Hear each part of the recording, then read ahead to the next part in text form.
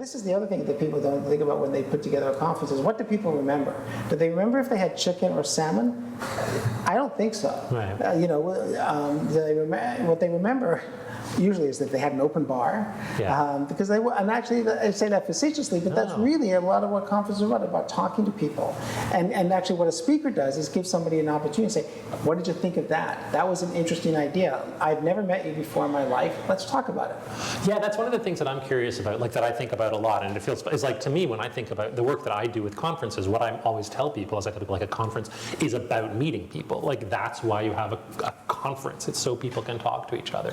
Otherwise they could all, the 400 people could all stay home and read the book. Yeah, no, that's what I always think too. It seems like it's a funny thing. Like it feels to me like you really have to make the case. I mean, maybe I shouldn't say it, but you have to make the case for like, why is having a speaker, why is having this person come to the room to you and talk to you for 45 minutes? Why is that what makes that worthwhile, given that people could read the book or people could watch the video or whatever. So what does that bring? And I think that's a question that's worth answering. I guess I'm curious what you think. Well, I think it's actually you're actually participating in a collective intellectual event. Right. Where, I mean, remember when you were in college and you stay up until 4 o'clock talking about economics? Yeah. Well, you don't get to do that anymore. Yeah. You know, so suddenly you have this event where somebody's talking about economics and you haven't thought about it. You've got a bit more context, and suddenly you're also surrounded by other interesting, engaging people, and you can talk about it.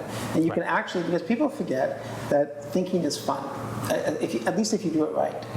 And this is an opportunity for people to think together, collectively, also about something that's not mundane. I mean, a lot of times they're sitting in their offices, surrounded with smart people, and we're talking about how do we sell more widgets. Right. This gives them a bit more of a broader context to be part of the world. And compelling manifests itself in many, many different ways, because you can sit there and say, compelling to somebody that you just listened to without hearing a pin drop. And here's an example of that. 12 years ago, so I saw a speaker at a Fast Company conference, and I was standing next to the editor of Fast Company. He said, "I have no idea who this guy is." We wrote an article about him. He seemed really interesting. Nobody's ever seen him speak.